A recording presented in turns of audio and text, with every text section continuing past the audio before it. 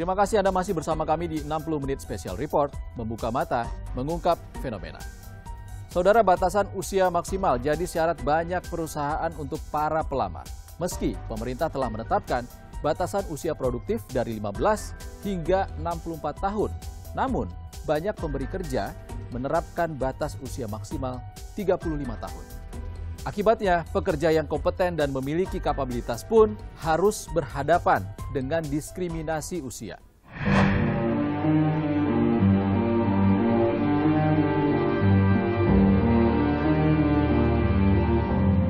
Ya kan, tidak boleh terjadi harusnya.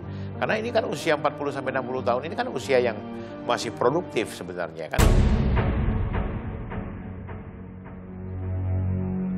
Di tengah ketatnya persaingan dunia kerja, ada fenomena yang cenderung luput dari perhatian masyarakat. Para pencari kerja yang punya kapabilitas kini harus juga berhadapan dengan diskriminasi usia.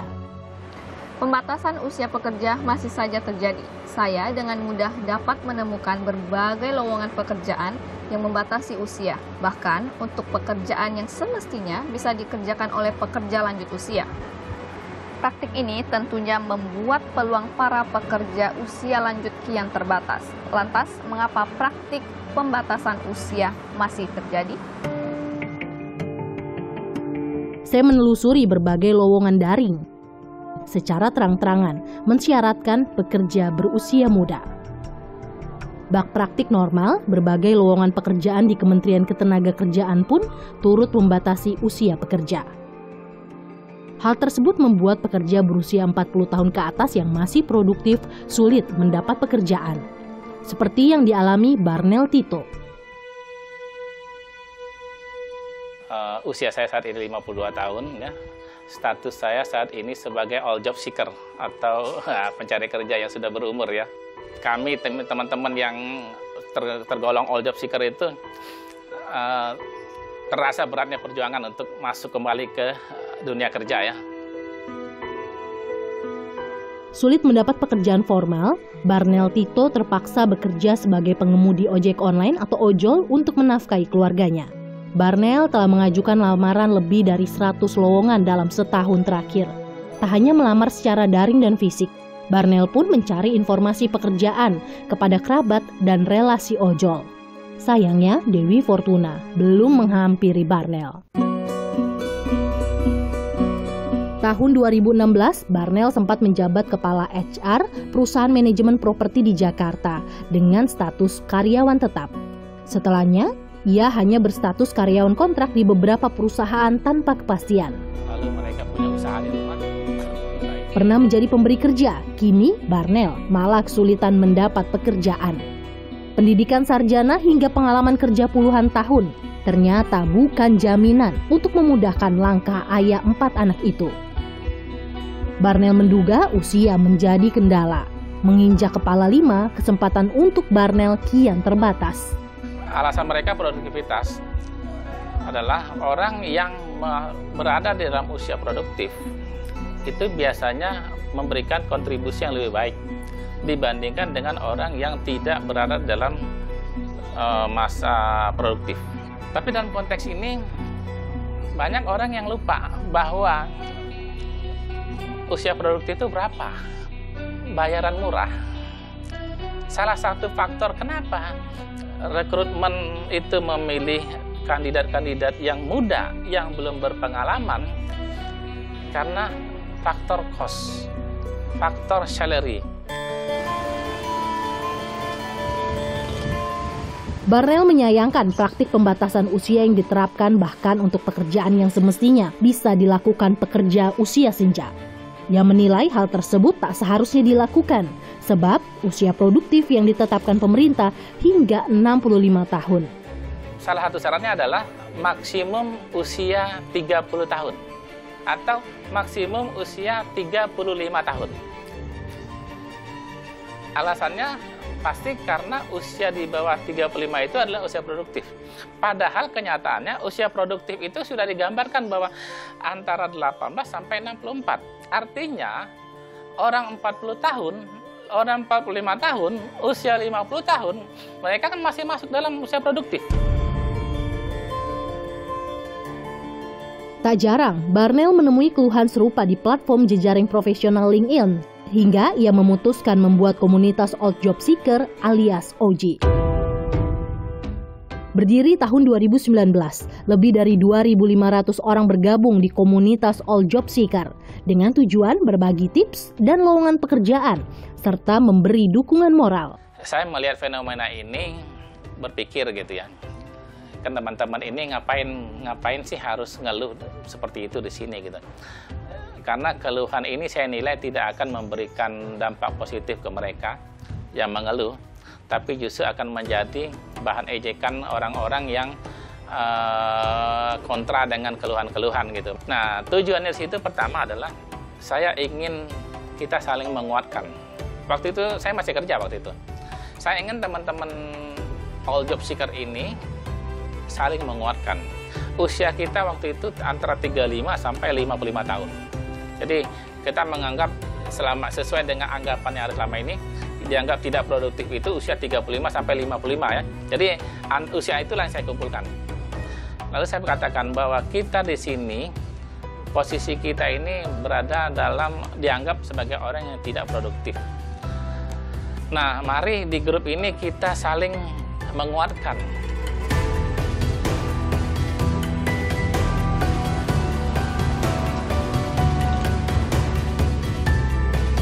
Pengamat ketenagakerjaan Timbul Siregar menyebut, pekerja usia di atas 40 tahun rentan mengalami diskriminasi usia. Selain itu, ia menilai pekerja lanjut usia juga lebih rentan di PHK dan digantikan pekerja muda yang lebih murah.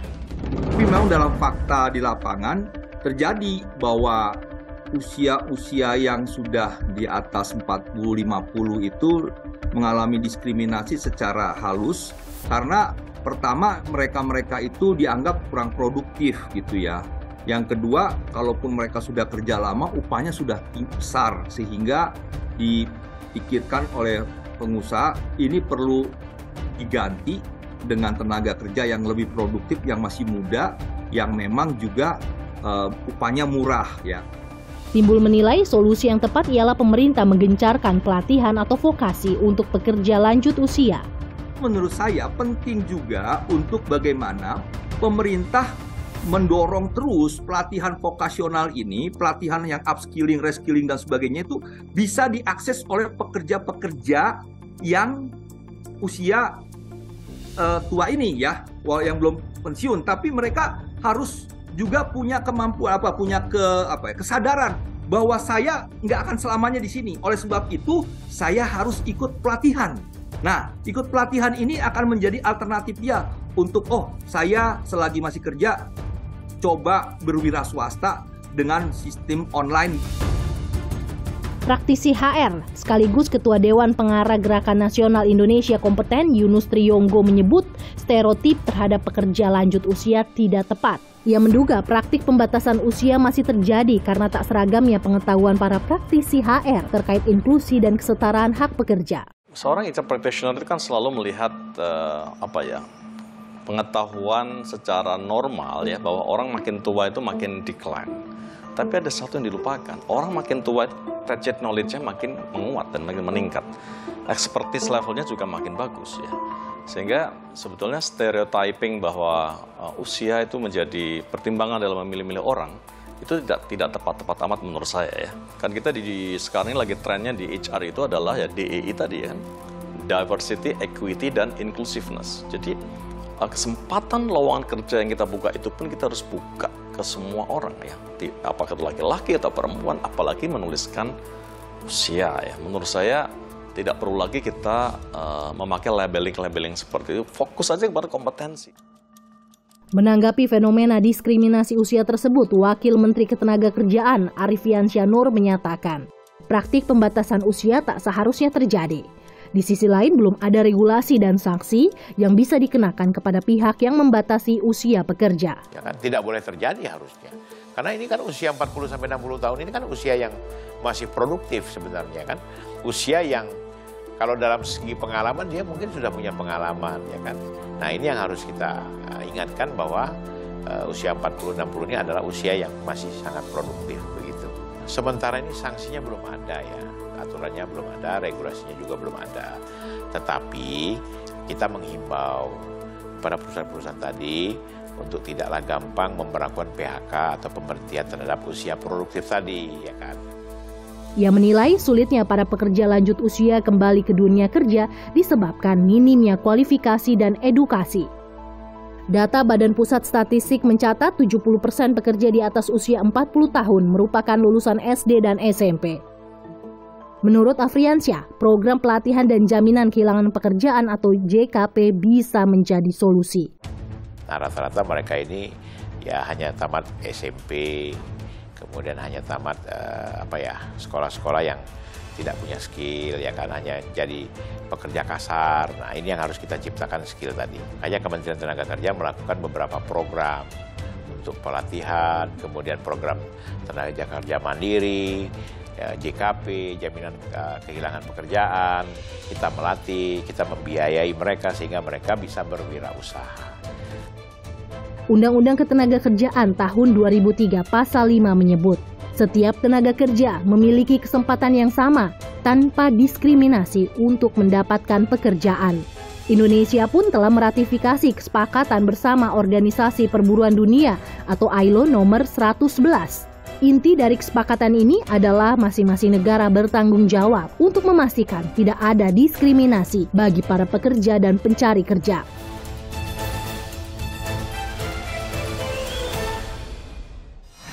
Saudara, akibat adanya diskriminasi usia, tak hanya peningkatan angka pengangguran yang ada di depan mata, tapi juga hilangnya potensi bonus demografi karena munculnya generasi yang harus menanggung orang tua, anak, dan dirinya sendiri, atau biasa disebut sandwich generation. 60 menit special report, segera kembali. Jangan sampai orang-orang tua kita itu nanti membebani anak-anaknya, anak-anak kita. Nah, ini kan akhirnya ketika nanti anak itu tidak mampu, ya akan kembali jadi miskin. Bonus demografi ini kan dilema buat kita ya. Jika kita tidak mampu mengelola, kita nggak siap, saya kira akan jadi malapetaka buat kita semuanya.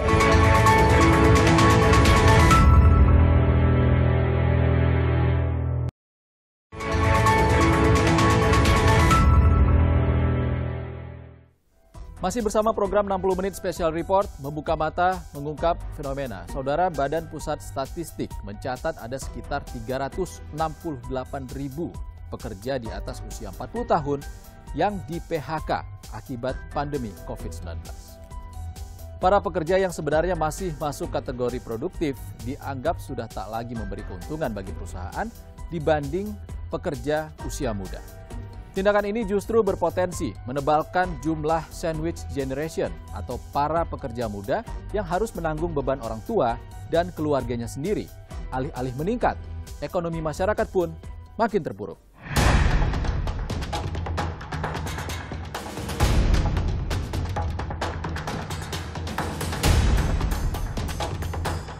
Itu perbandingannya bisa 1:10, jauh sekali. Otomatis berpengaruh di perekonomian keluarga. Kalau dihitung secara matematika itu nggak mungkin tercover, tapi betulan juga anak saya kan sudah besar ya, jadi saya bantu. Jangan sampai orang-orang tua kita itu nanti, kita yang jadi tua nanti membebani anak-anaknya, anak-anak kita, sehingga anak kita ini membiayai keluarga intinya, membiayai orang tuanya.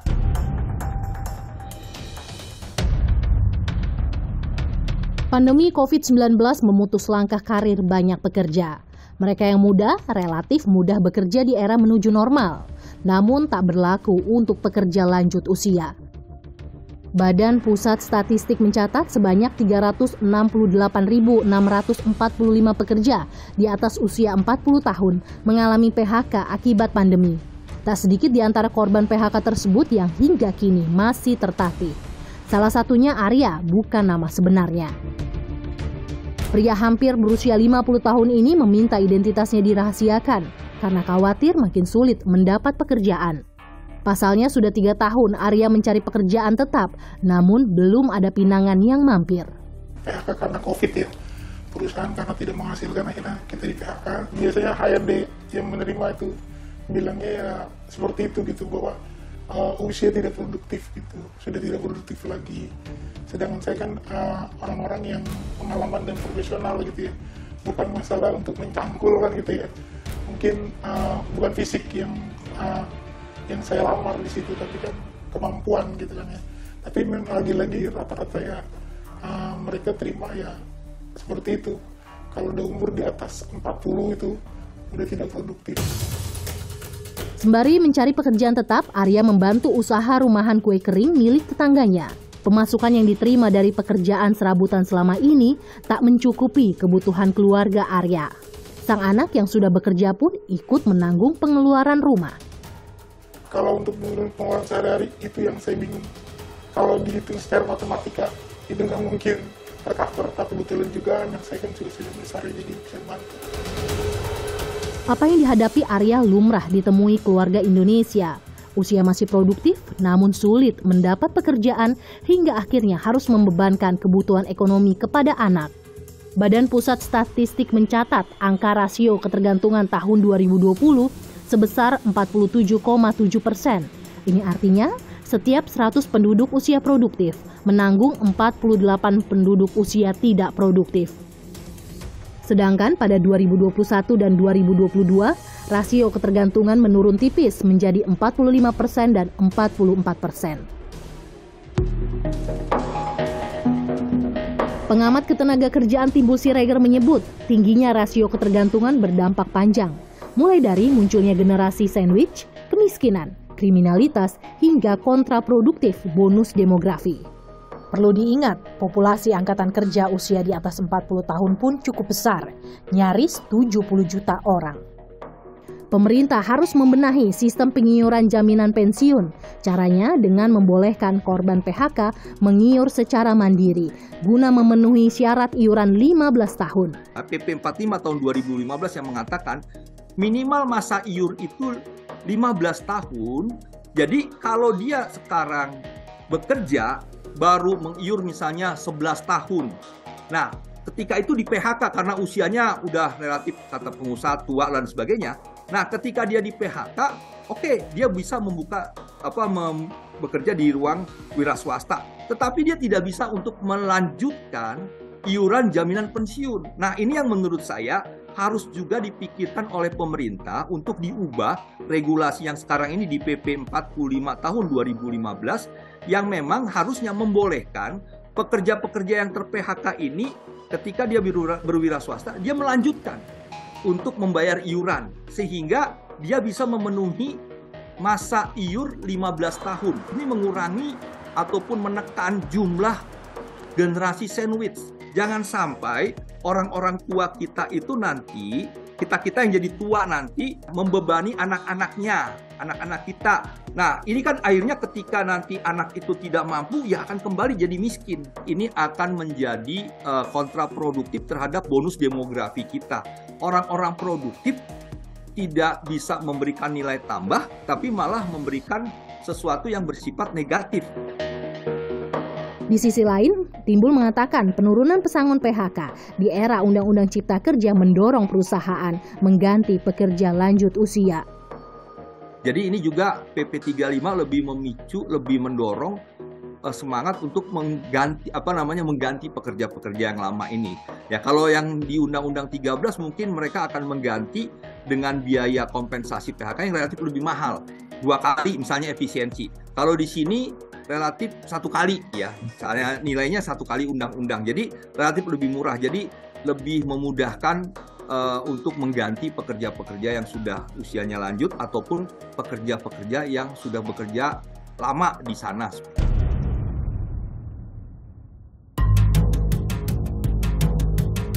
Wakil Ketua Umum Kamar Dagang Indonesia bidang ketenagakerjaan Adi Mahfudz Wuhaji turut menyoroti kompetensi pekerja lanjut usia. Menurutnya, mereka yang berusia lanjut harus beradaptasi dengan kebutuhan industri, seperti keahlian teknologi informasi, agar bisa bersaing dengan pekerja muda. Pada zaman sekarang ini memang menerima pekerja yang di atas 40 tahun itu memang agak sulit jika memang tidak punya keahlian, tidak punya adaptasi, apalagi dengan kekinian yang sekarang yang memang dunia era reformasi, era informasi, era terbuka, dan seterusnya. Ini saya kira pembekalan pribadi sang karyawan maupun pekerja itu, saya kira itu yang harus kita kedepankan. Tak hanya pekerja lanjut usia, pekerja muda pun harus bersiap mengingat pasar tenaga kerja kian ketat menyongsong bonus demografi pada 2030 hingga 2045 mendatang. Bonus demografi ini kan dilema buat kita ya. Kalau kita, saya kira, mampu untuk mengelola, saya kira kita benar-benar memang dapat bonus yang sangat optimal dan luar biasa. Tetapi jika kita tidak mampu mengelola, kita nggak siap, saya kira akan jadi malapetaka buat kita semuanya. Hati-hati, bonus demografi yang digadang-gadang sebagai generasi emas Indonesia terancam tak maksimal bila pekerja usia senja tak diperhatikan. Pemerintah, swasta, dan pekerja harus mencari solusi konkret agar dapat mencetak sumber daya manusia yang kompeten. Saudara, tak terasa 60 menit sudah kami hadir menemani Anda. Ikuti terus perkembangan pemilu 2024 hanya di Kompas TV, independen, terpercaya. Bersama Kompas TV, mari kita sukseskan pemilu 2024. Saatnya kami undur diri. Sehat selalu. Sampai jumpa.